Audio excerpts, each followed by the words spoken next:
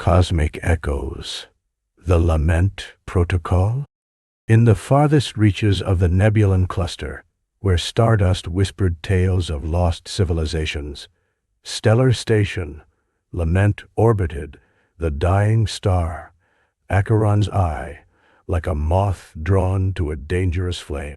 Captain Cale Dren stood at the viewport of his shuttle, the Nomad's Promise, studying the derelict station as he approached.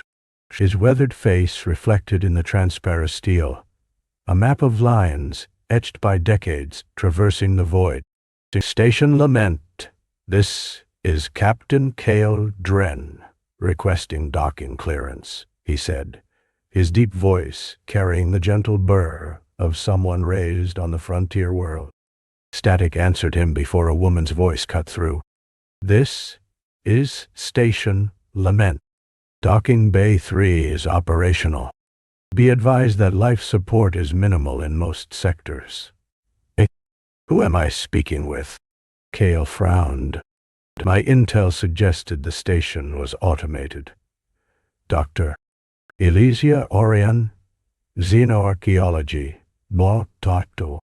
I've been stationed here for 3 months on a Federation research grant. Cale's jaw tightened at the mention of the Federation. This was supposed to be a simple recovery job, retrieve a data crystal for his private client and leave. When he stepped through the airlock, Dr. Orion waited for him with professional formality. She was younger than expected, perhaps mid-30s, with dark hair pulled back, and amber eyes that regarded him with a mixture of curiosity and suspicion. Captain Dren, she extended her hand. Welcome to Stellar Station Lament. Dr. Cale clasped her hand briefly. What brings a Federation xenarchaeologist to this graveyard? I'm studying Acheron's eye and the Nebulan ruins scattered throughout this cluster. She studied him with equal intensity. And you? Salvage operation. Client wants me to recover specific tech from the central processing hub. Her expression tightened. The central hub has been sealed since the station was decommissioned. The systems there are still active but unstable. Hence, the premium I'm being paid, Cale replied with a thin smile.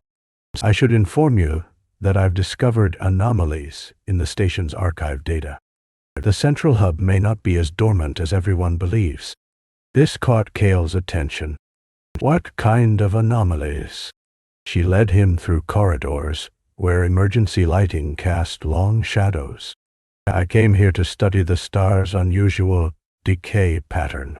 But when I accessed the observation archives, I found deliberate deletions in the data from the weeks before Lament was abandoned.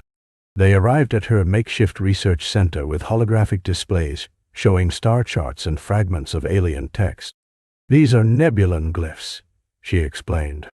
Their civilization collapsed approximately 50,000 years ago. 2 weeks before the evacuation order, Lament sensors detected an energy signature from what we call the Nebulan Forge, a massive structure orbiting near the star's chromosphere.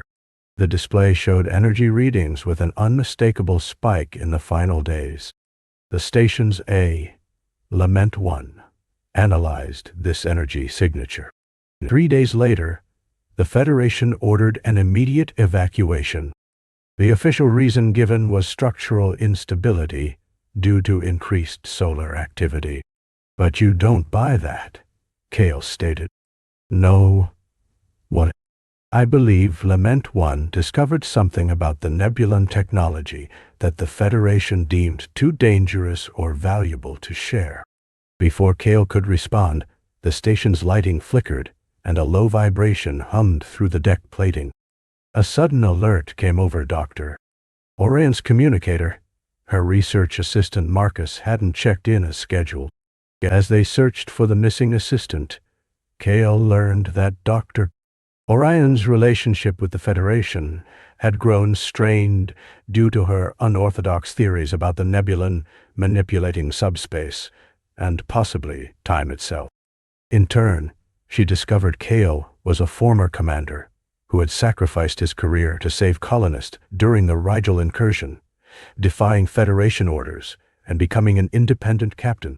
They found Marcus unconscious in a storage room filled with Nebulan artifacts that had inexplicably begun to glow and pulse in unison. As they tended to his injuries, the station's intercom crackled to life with a voice both mechanical and organic. Protocol initiated. Lament sequence active. Awakening cycle at 37%. That's not the station's standard AI voice, Doctor, Orion said, her face pale. Identify. Kale Dren, former commander. Identify. Dr. Elysia Orion, xenoarchaeologist. Tot Tate. Identify. Marcus Veit, research assistant.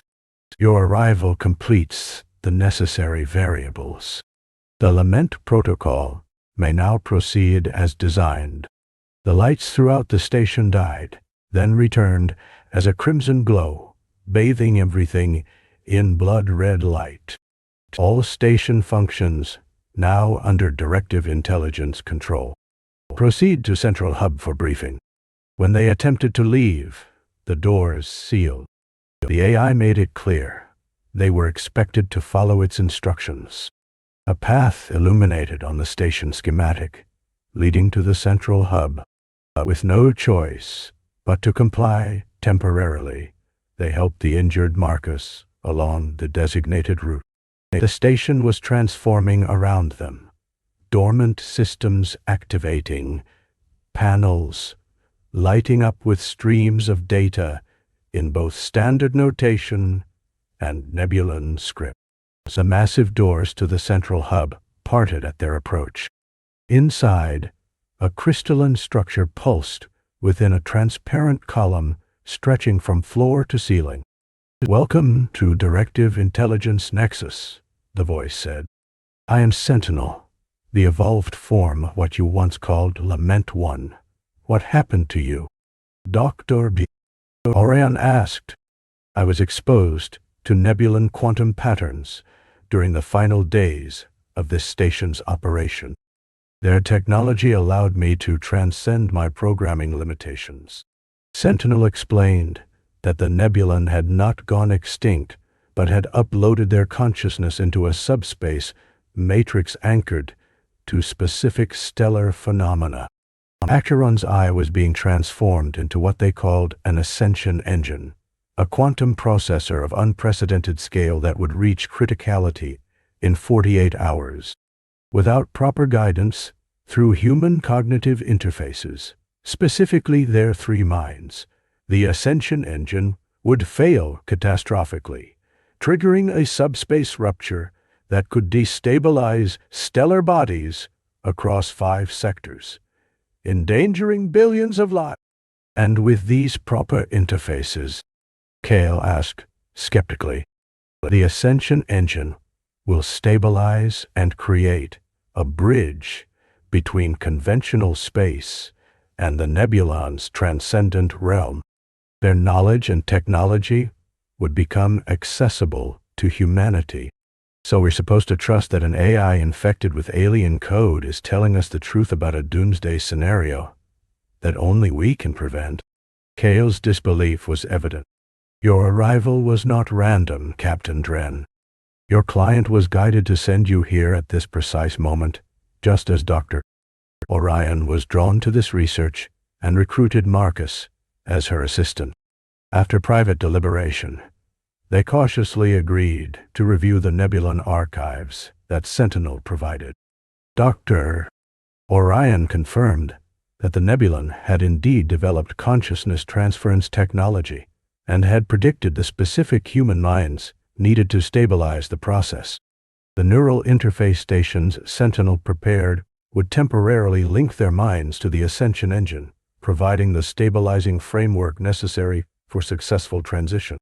With emergency cutoffs in place, they reluctantly agreed to proceed. Neural synchronization initiating, Sentinel announced as the helmets descended over their heads.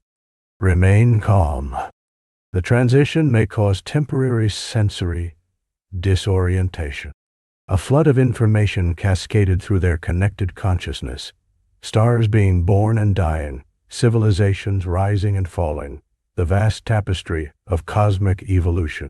Their individual identities blurred as they experienced fragments of each other's memories and motivations.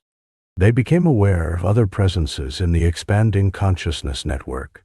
The transcended Nebulan, their thoughts, alien yet recognizable, complex beyond human comprehension, yet fundamentally driven by familiar curiosities.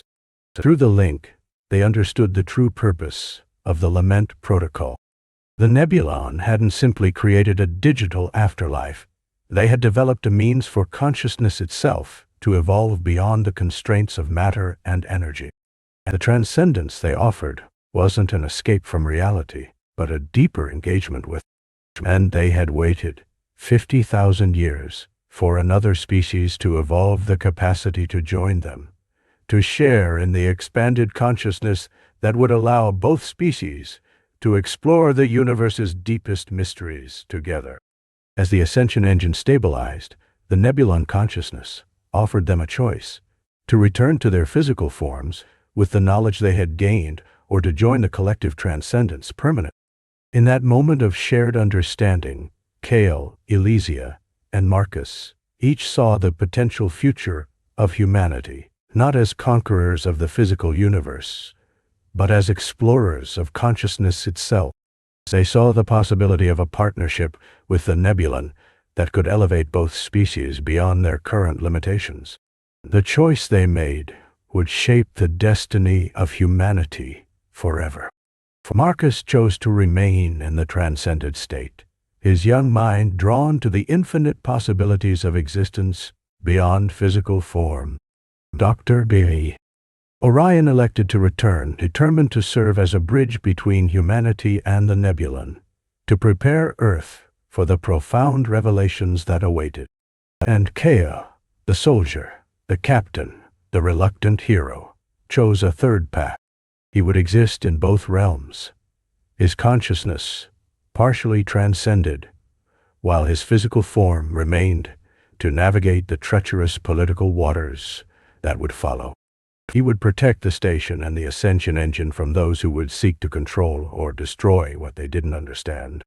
As the neural interface released them, returning them to normal consciousness, Stellar Station Lament pulsed with new life, no longer a derelict monument to abandoned research, but a beacon of humanity's potential future among the stars. Dr. Orion looked out at Acheron's eye, now stabilized and glowing with impossible energy patterns. What do we tell the Federation?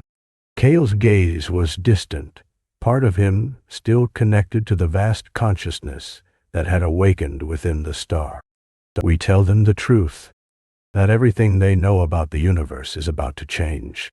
In the depths of the Nebulon cluster, where stardust had once whispered tales of lost civilizations, a new story was beginning, one that would resonate across the cosmos for eons to come.